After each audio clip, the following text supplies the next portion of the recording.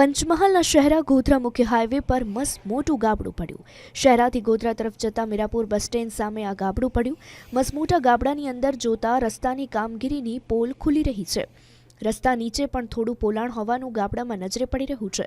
ગાબડું પૂરવા આવેલા એન્જિનિયરે મેનેજર સાથે વાતચીત પણ કરી।